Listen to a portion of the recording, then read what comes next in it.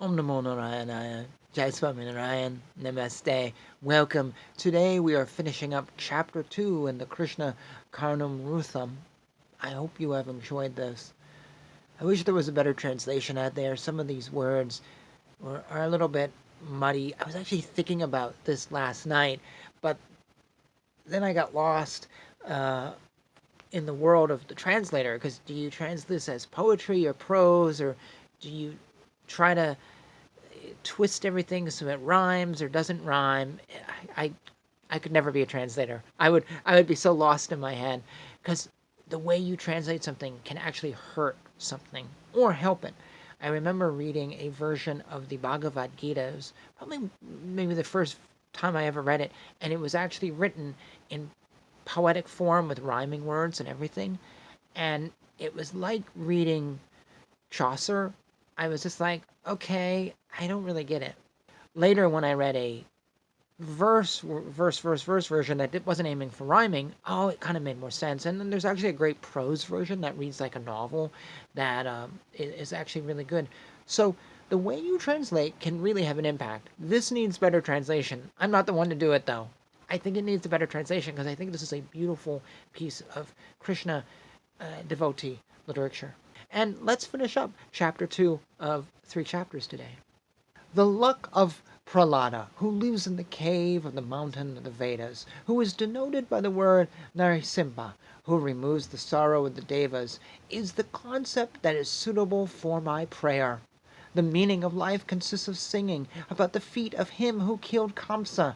Let my mind play with the son of Nanda Gopa, who is the secret lover of gopis, who is the thief stealing butter from the pot, and a son to the lotus eyes of Lakshmi. "Who are you, child?" asked the gopi. "I am the brother of Balarama," replied he. "Why are you in this house?" she asked. "I thought it is my house," said he. "But why are you keeping your hand in the butter pot?" she asked. "I was searching for the missing calf there," said he. And let this conversation between Krishna and Gopi protect us. O Krishna, your pair of lotus-like feet can only be got by love, for you play in the mud in front of the homes of Gopa boys, but you seem to be shy to go to the Yaga courtyard of Brahmins. Hearing the sound of the cows, you talk to them, but you keep silent after hearing hundreds of prayers of scholars. And you are ready to do the behest of any Gopa woman, but you do not seem to want to be the lord of sages with sense control. Salutations to the gift of God, to Yasoda, who is indescribable great light, and to him who saw the lotus-like face of Radha and grew greater. Though there are many incarnations of the lotus-eyed Vishnu, which except that of Krishna provided solace to cows, gopis, and gopas. I pray Krishna, who has the prime beauty of childhood, who is the color of the blue cloud, and runs about with tinkling ornaments on the leg, with forehead is decorated with a dot, with golden belt on hips which jingling bells are tied, and with a garland with a nail of the tiger on his neck, in the melee of hordes of cows being milked by several people, I salute that child Gopala, who is of the blue color of the water-bearing clouds, who shows several playful acts of his, who lifted a mountain with his hands, who is pleased with the music of the flute, who takes care of the people of Veruja, and who enjoys himself in playing with his sweethearts, and who wears a garland of forest flowers. I salute that child Gopla, who is blue like the blue lotus, who has pretty cheeks due to his pleasant smile, who enjoys himself in sweet and pure music, who has simply tied hair, who is adept at plays of love, who is the god of death to enemies of the hundred-faced Indra, and who wears cloths of golden hue. I salute that child Gopala, who is blue like a new rich cloud, who becomes happy by playing the flute, who wears peacock feathers in his head, who defeats the crowds of asuras, who plays with the blessed people and takes care of others, and who helps Brahma sitting on a lotus.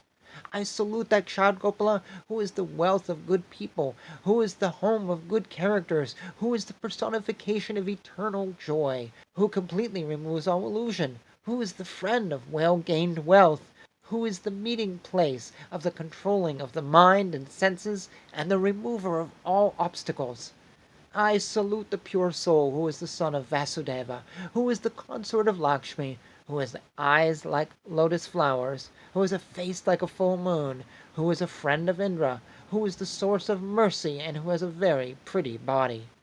That valorous Krishna, who got into Yamuna and subjected the proud snake, and who constantly tries to remove the insults to the Devas, may fulfill my desires.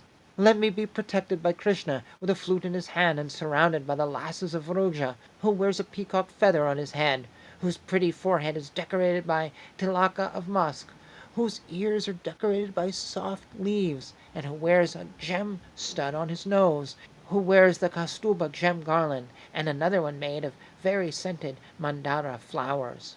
During the love play in water, when Krishna hid all their dresses for the doe-eyed damsels, 2 hands, their hair, and closed eyes were their only dress. When the playful glances from the black eyes of gopis, which are ever shifting, shine like fishes in the flow of Ganges of heaven of the shining pearl drops that hang on the nose of Lord Krishna, and when the very busy curved hairs at the top of their foreheads became bee-like when they approached his lotus-like feet, at that time let Krishna wearing yellow silk protect us. Let us be protected by Lord Krishna, who wears yellow silk. Hearing whose attractive music being played in the flute, the doe-eyed damsels immediately forgot the loving relation of their husbands, and hearing whose name, their black hair became dishevelled, and due to the passionate signs, along with shivering lips, chest, and navel, all their hair stood upright all over their body.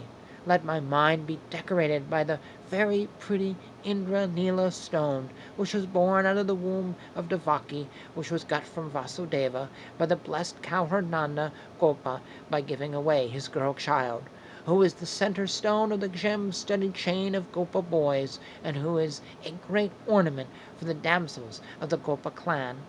Putting a stool and making a Gopa boy sit on it, and standing on his shoulders, pulling the milk pot and the rope hang after hiding the bell tied in it, keeping his hand near his mouth and shaking his head when he was drinking the milk, and when the gopi suddenly came, he spat in her eyes the milk which was in his mouth, and made her blind, and let that cowherd who did it protect me. Due to the fact that I have developed firm devotion to Lord Krishna, who killed the wrestler called Chanora, who removes all problems of devotees, who removes sorrow of life, and who cannot be obtained easily by others, I am sure that in my previous births I have worshipped God by performing yagnas, and should have given dana to those who deserve it, and should have properly treated elderly people, and also should have done great tapas, which others could not perform. If you are pleased with me, what is the use of good behavior? If you are not pleased with me, then what is the use of good behavior?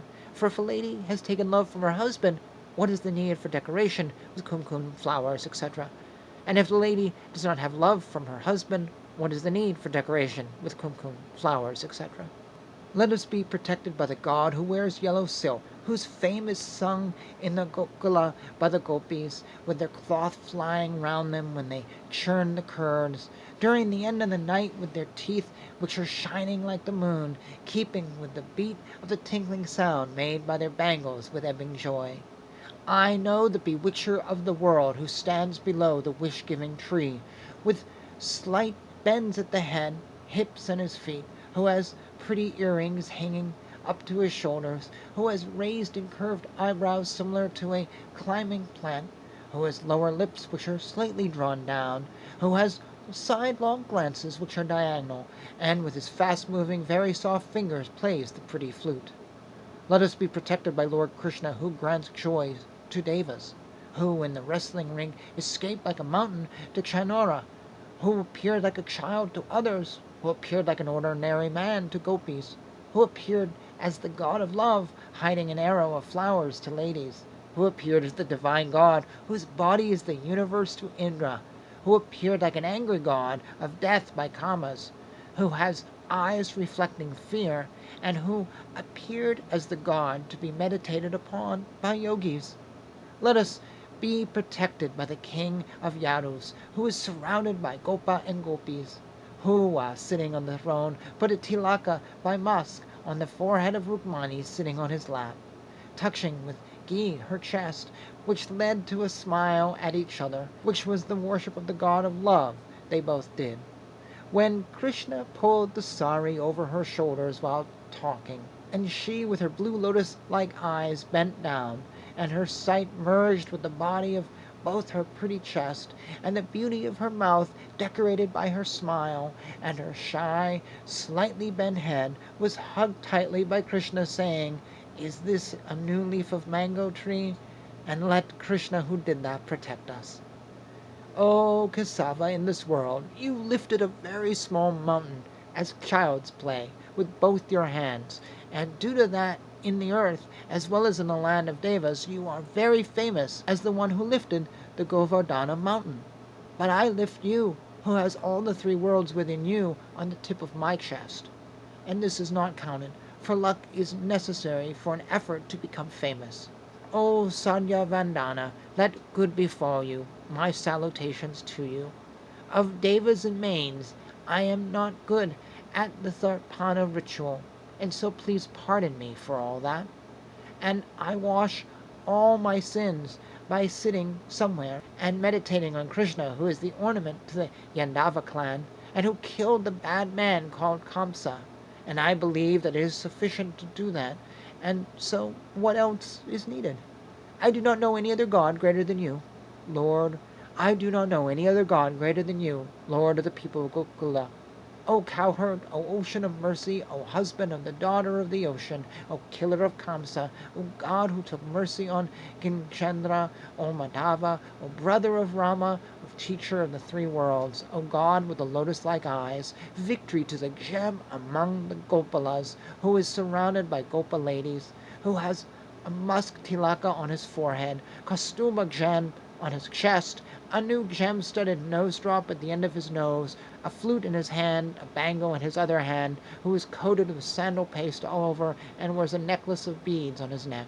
Victory to the sound of the flute of the child Krishna, who enraptures the world, explains the Vedas, enthralls the plants, melts the mountains, benumbs the animals, makes happy the cows, surprises the cowherds, makes sages meditate, makes the seven notes lively, and explains the meaning of the divine sound of Om. Thus ends chapter 2. It occurred to me while reading this that there is a lot of reference to different events in Krishna's life, and you may not be familiar with those. I knew I wasn't. A lot of Americans coming to Sanatana Dharma probably are not. So I have a book I would like to recommend to you to brush up on the life of Krishna. It is a 2-volume set, but it is well worth it. So this is the first volume I have in my hand. It is called Krishna, the Supreme Personality of Godhead by Swami Prabhupada. It puts into prose form the life of Krishna. And I'm not going to say that it's the easiest read. In terms of like being a novel, sometimes it could use some editing for flow, but in terms of details, it's all here. And it's not a textbook. It's not a history book, or it literally is presented to you as a story. All the theology, everything, and even though sometimes the pace is up and down, this is really the best resource I have found when it comes to Krishna, this book and its companion volume. I have read other books on Krishna that have taken a non-literary approach and just looked at Krishna more objectively and sociologically, but I never found them as fulfilling and as memorable as these two books. Highly recommend them. I don't think you can go wrong with them. You can pick them up through various ISKCON outlets online. They're relatively easy to find. I think they're also online. This is just maybe, I think this is your best resource to find out all the references to Krishna that the Krishna Karnamrutham is giving. If you have another book, though, that you think is just as good, I welcome you to put it down below. I personally might even be interested in checking it out.